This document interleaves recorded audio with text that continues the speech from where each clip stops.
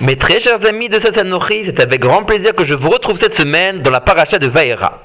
Le verset nous dit « Voici les noms des enfants de Lévi, Gershon, Kehat et Merari ». Le Shla Kadosh s'interroge « Voici des noms bien étranges. En effet, qui peut bien appeler son enfant Gershon, Kehat, Merari? Qu'est-ce que ces noms signifient ?»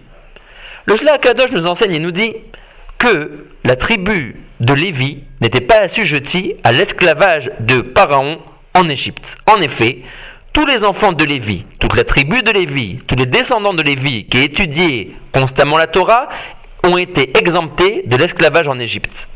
Mais Lévi ne s'est pas dit, eh bien voici, moi et mes enfants, nous sommes exemptés des labeurs en Égypte, et donc je m'en lave les mains complètement du sort qui est en train d'arriver à mes frères.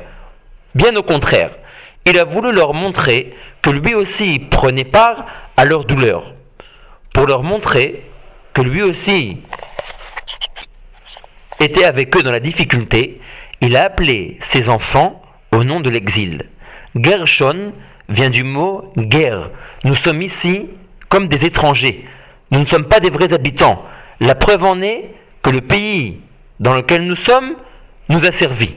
De ce fait, il a appelé son fils Gershon. Ger, nous sommes ici des étrangers. Kehat, quand quelqu'un a mal aux dents, on dit sur lui Kahushinav.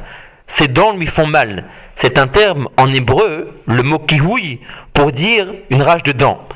La même chose, l'exil était tellement difficile qu'il était comparé à une rage de dents.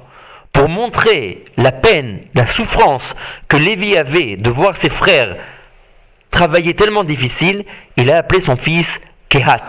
Et le troisième nom, Merari, vient du mot maror, l'amertume. Encore une fois, pour montrer à ses frères que bien que lui, Lévi, n'était pas assujetti, ni lui, ni ses enfants à l'esclavage, quand même, il prenait part à la douleur de ses frères. Et donc, il a appelé son troisième garçon Merari, pour leur montrer que lui aussi était dans l'amertume quand il voyait ses frères travailler tellement dur. Nous apprenons de la conduite de Lévi, nous dit le Shla Kadosh, que quand nous voyons notre frère, un Ben Israël, dans l'adversité, nous ne devons pas nous dire, eh bien écoute, ça lui est arrivé à lui, heureusement, ça ne nous est pas arrivé à nous. Nous, on est tranquille dans notre coin, on n'a rien à faire avec ses difficultés, avec ses peines, avec ses souffrances.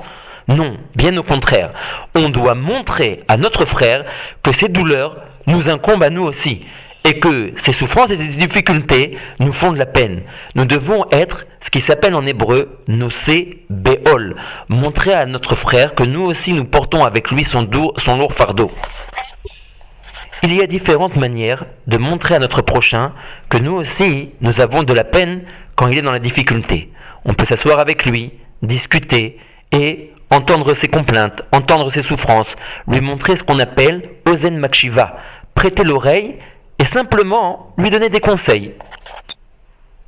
Si quelqu'un a la possibilité, il peut également donner un peu d'argent. Si une troisième personne n'a ni de bons conseils à donner, ni d'argent à fournir à l'homme en détresse, alors il peut prier pour lui.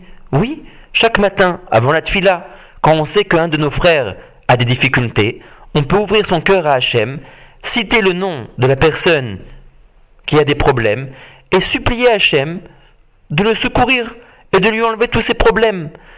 Par cette manière, nous montrons à l'homme que ses difficultés sont aussi dures pour nous. Nous ne le laissons pas dans l'adversité tout seul. Parce que nos Chachamim nous enseignent dans le Midrash que tout le Ham Israël est en réalité un seul et même corps, une seule et même âme. Si jamais nous avons une blessure, chas v'shalom, à la main droite, la main gauche ne peut pas dire « Eh bien je m'en fiche, c'est pas moi qui ai été touché ». Si jamais la main droite saigne, c'est tout le corps qui est atteint, c'est tout le corps qui a mal, c'est tout le corps qui est en peine.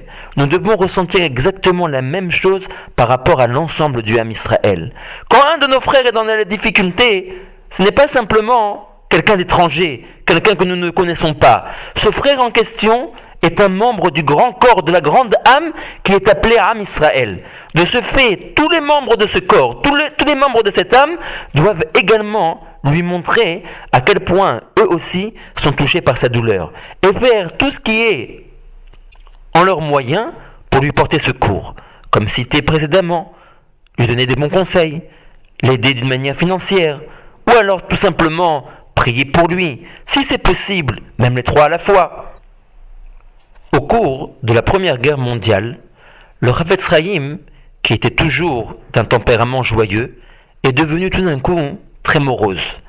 Ses élèves ont expliqué et ont dit qu'il portait les souffrances de tous les Bnei Israël qui avaient à présent de dures épreuves au cours de la Première Guerre mondiale sur son cœur. Il était tellement peiné de savoir ses frères dans la difficulté que ça l'avait atteint d'une manière physique et morale à lui-même. Il n'avait plus de repos. Il ne pensait qu'aux malheureux juifs qui avaient été expulsés de leur maison, qui étaient sur les chemins, mal vêtus, sans chaussures, sans maison, sans toit, en Russie, dans un froid terrible. Une nuit, la femme du Chafetz Chaim se réveilla et se rendit compte que son mari n'était pas à ses côtés dans le lit. Elle a commencé à le chercher dans toute la maison, mais voici que le Chafetz Chaim avait disparu. Quelle ne fut pas sa stupéfaction quand elle trouva finalement le tzaddik allongé sur un banc, dehors, en pleine nuit, en Lituanie. Elle le réveilla. « Israël Meir, qu'est-ce que tu fais dehors, par un temps pareil, à ton âge ?» Là, le Chafetz Chaim se réveille et lui dit « Comment dormir dans ma maison, à l'intérieur sur un bon lit avec un coussin, au chaud, quand mes frères sont dans la difficulté, sont dans la misère, ils n'ont plus de toit, ils n'ont plus de lit, ils n'ont plus de coussin, ils n'ont plus où vivre, ils ont été expulsés de leur maison. » Le Chafetz Chaim ressentait tellement la peine et la difficulté de ses frères qu'il n'était plus du tout en joie lui-même de pouvoir se comporter d'une manière normale quand il était au courant du malheur que rencontraient à présent ses frères, à un tel point qu'il ne pouvait même plus dormir dans son lit. Nous devons faire attention. Quand quelqu'un est en difficulté, ne pas le laisser de côté, lui montrer qu'il est notre frère, lui montrer qu'il est cher à nos yeux. Comment lui montrer cela? En étant mishtatef betzaharo, en lui montrant que nous aussi, nous prenons part à ses difficultés et on essaye par tous les moyens de lui venir en aide. N'oublions pas, tout le Ham Israël n'est qu'un grand corps, n'est qu'une grande âme. Quand il y a une difficulté, c'est tout le corps qui en souffre. Mais également, quand il y a une joie chez notre prochain, c'est toute la grande âme du clan d'Israël qui se réjouit. À très bientôt et Shabbat Shalom.